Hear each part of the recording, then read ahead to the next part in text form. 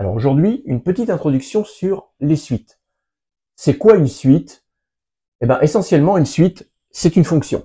Alors une fonction, vous connaissez, par exemple, f de grand R dans grand R, qui a x associe f de x égale 2x plus 3. Normalement, c'est quelque chose que vous connaissez déjà. Si je veux calculer l'image de 5, c'est 13, 2 fois 5, 10, et 3, 13.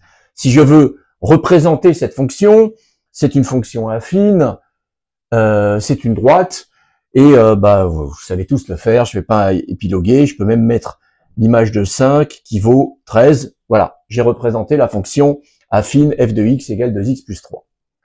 Alors maintenant, regardons les suites. Eh ben, dans un premier temps uniquement, après ça va se compliquer un petit peu, bien entendu, mais dans un premier temps, regardez, une suite UN, alors attention, comment dire, il va y avoir du vocabulaire, et il va y avoir tout un tas de notations, et je pense que c'est ça qui gêne souvent les élèves au début.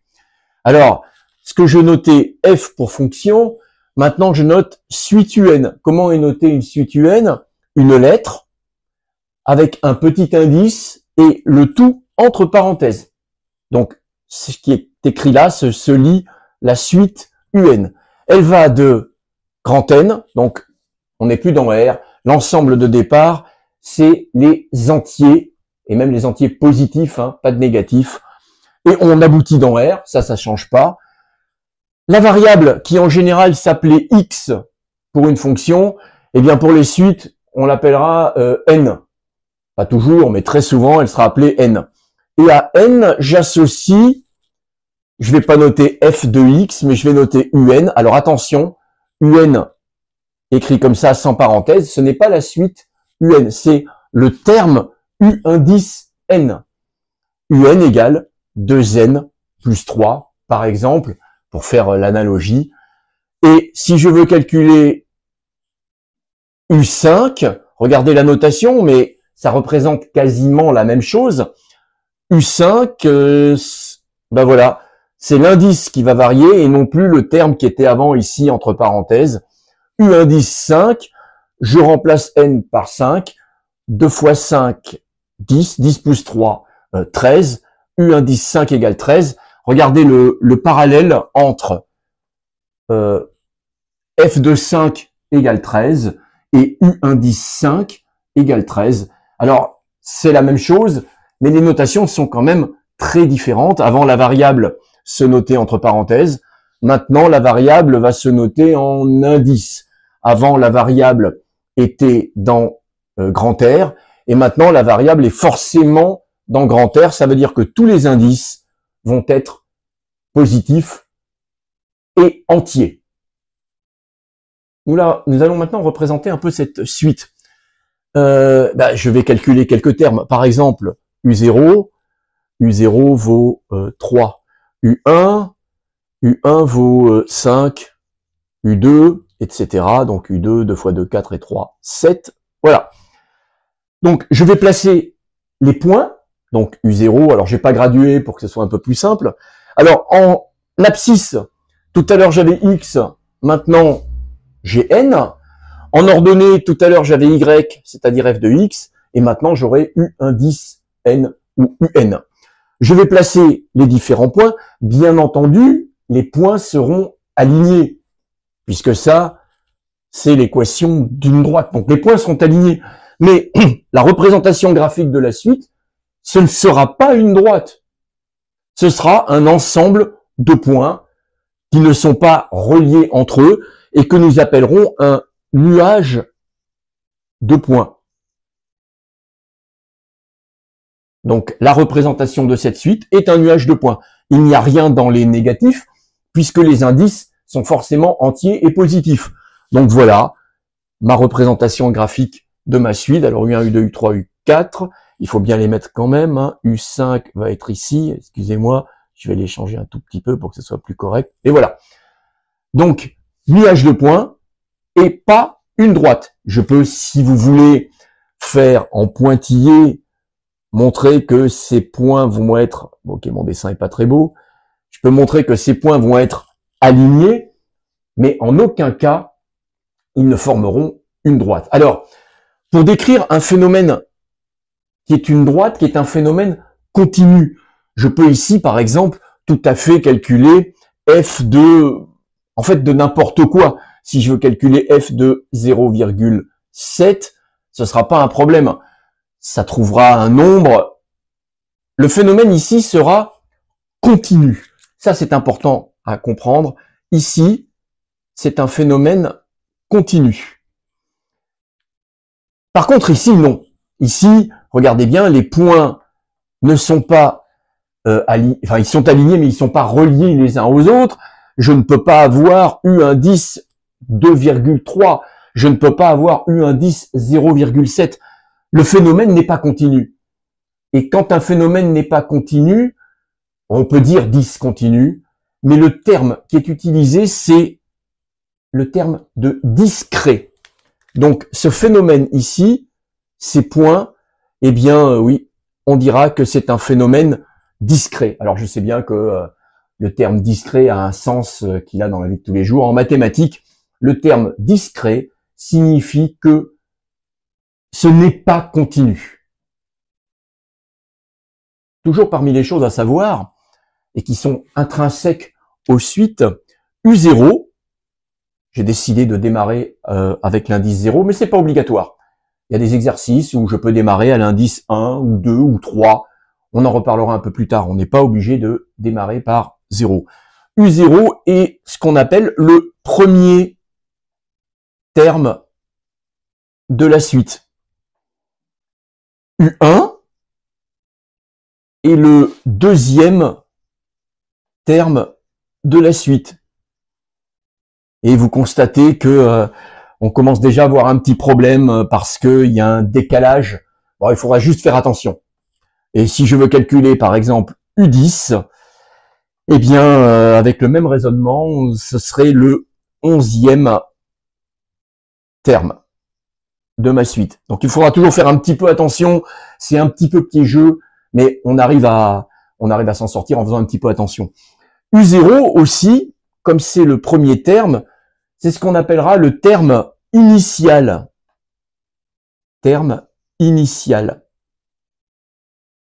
C'est important et en physique, très souvent, on a besoin d'un terme initial. Voilà. Donc je peux, si je veux, cette suite que j'ai décrite ici, je pourrais la noter UN et préciser que n est supérieur ou égal à 0.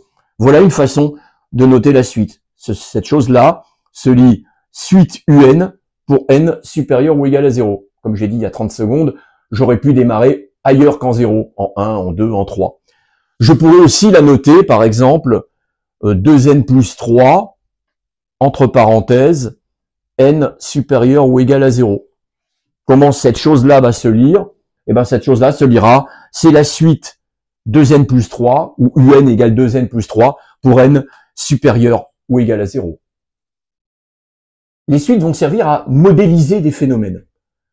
Est-ce que dans la vie de tous les jours, il y a des phénomènes continus, des phénomènes discrets?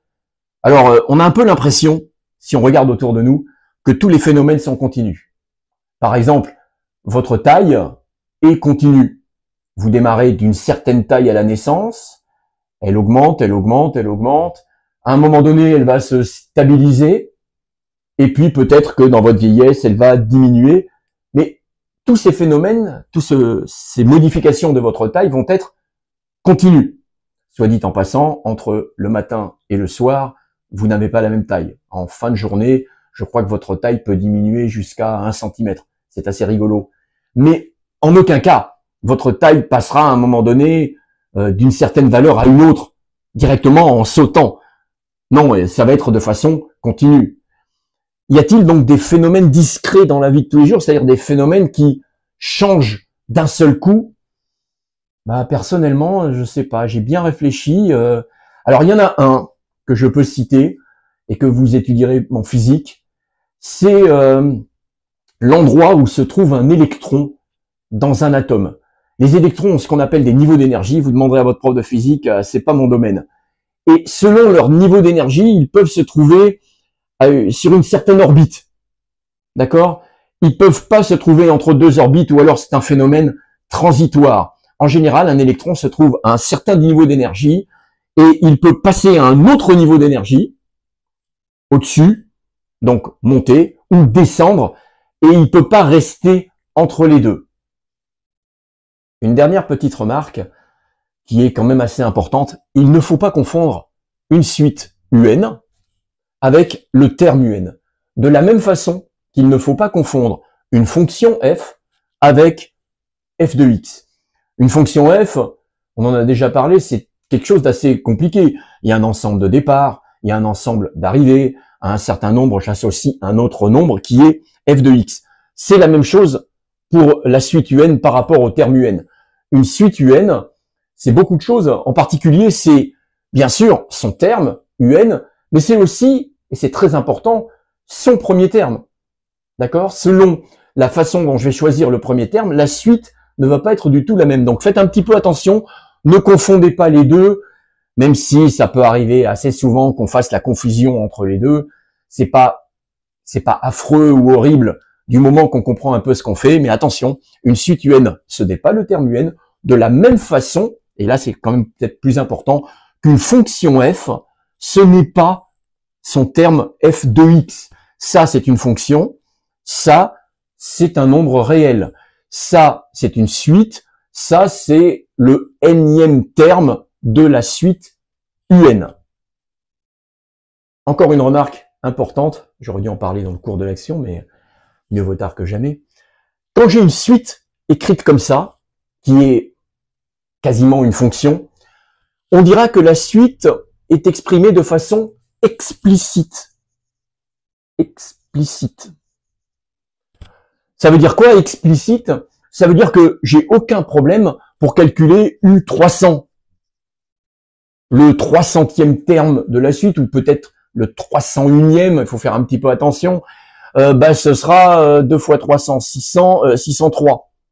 J'ai la forme explicite. Et je peux même dire aussi, c'est du vocabulaire à retenir, que ça là, 2n plus 3, c'est ce qu'on appelle le terme général de la suite U indice n, c'est-à-dire la forme explicite.